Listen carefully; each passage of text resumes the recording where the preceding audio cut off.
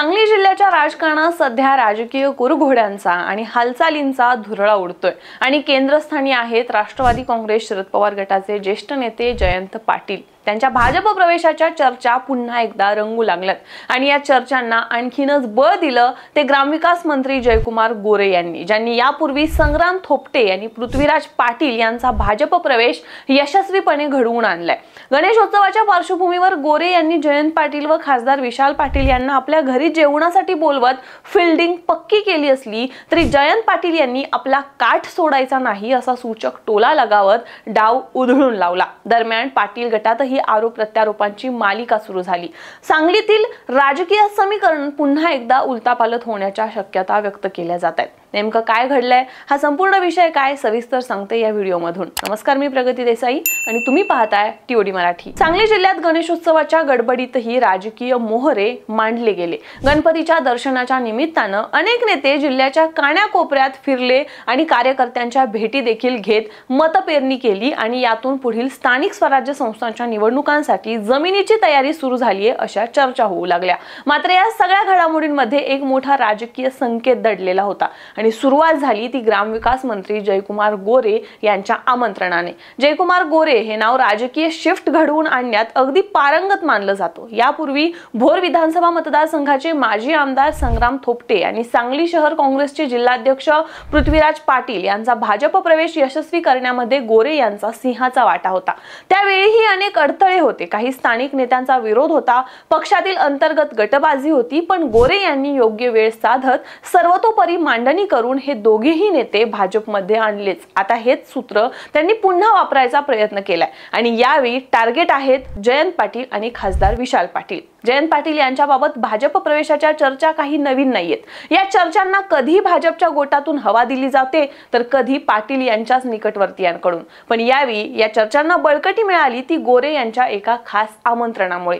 सांगली महापालिकेच्या स्थायी समितीचे माजी सभापती हरिदास पाटील यांच्या वाढदिवसाच्या कार्यक्रमात गोरे यांनी हजेरी लावत जयंत पाटील आणि विशाल पाटील यांना आपल्या घरी जेवणासाठी बोलावलं, त्याचसोबत त्यांना भाजपमध्ये यायचं खुलेआम आमंत्रणच दिलं अशा चर्चा झाल्या। या संपूर्ण घडामोडीत विशेष म्हणजे गोरे यांनी हरिदास पाटील यांचं नाव स्ट्रॅटेजिकली वापरलं। ते म्हणाले, हरिदास पाटील आणि माझी मैत्री राजकारणा पलीकडची आहे, त्यामुळे ते सहजासहजी भाजपमध्ये येणार नाहीत, पण जर जयंत पाटील भाजपमध्ये आले तर हरिदासही येतील। म्हणजे एका दगडात दोन पक्षी, जयंत पाटील व हरिदास पाटील दोघांनाही भाजपच्या गोटात खेचण्याचा हा प्रयत्न होता। मात्र या खुल्या ऑफरला जयंत पाटील यांनी दिलेलं उत्तर अधिकच सडेतोड आणि सूचक होतं। त्यांनी थेट सांगलीवाडीतील जनतेचा दाखला देत म्हटलं, सांगलीवाडीचे लोक फार हुशार आहेत, ते कधीच होडी पलटवू देत नाहीत, पण या नदीतील होडीत खूप जण बसलेत, आपण आपला काठ न सोडलेला बरा। म्हणजेच भाजपकडून जी राजकीय होडी धावायला सज्ज आहे त्यात अनेक स्वार आधीच आहेत आणि तिथं अजून कोणी बसण्याची गरज नाहीये असा स्पष्ट संदेश जयंत पाटलांनी दिला। त्याबरोबरच त्यांनी एक सूचक टोला देखील लगावला।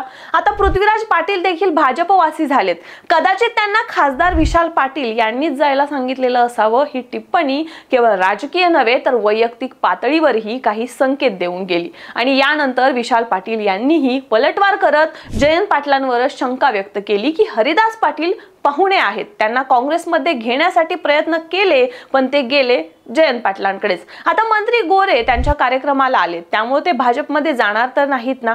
म्हणजे आता या सगळ्या खेळात हरिदास पाटील देखील एक महत्त्वाचा मोहरा बनलेत। खरं तर या सगळ्या घडामोडींच्या मागे जयकुमार गोरे यांची जुन्या ऑपरेशनची यशस्वी उदाहरणं पाहायला मिळतात।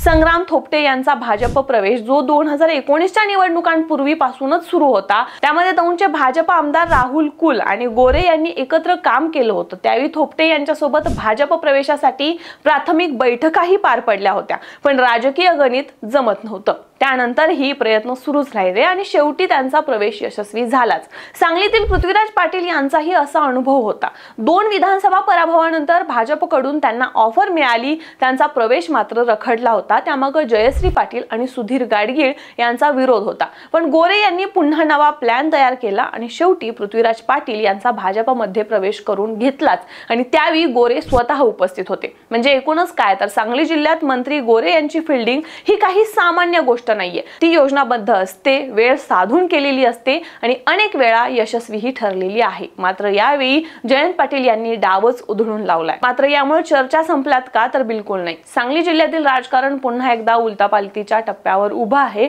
आणि जयंत पाटलांसारख्या ज्येष्ठ नेत्याने भाजप प्रवेश केला तर त्याचे राज्यभर परिणाम होणार हे निश्चित। पण शेवटी नेमकं पुढे काय घडतं, कोण आपला काठ धरतो, कोण नव्या होडीत बसतो हे पाहणं अत्यंत महत्त्वाचं ठरणार आहे। असो, तुम्हाला या सर्व घडामोडींवरून काय वाटतं? जयकुमार गोरे जयंत पाटील यांना भाजपमध्ये घेण्यात यशस्वी होतील का? यावर तुमचं मत काय ते आम्हाला कमेंट्समध्ये नक्की सांगा आणि टीओडी मराठीला सबस्क्राइब करायला विसरू नका।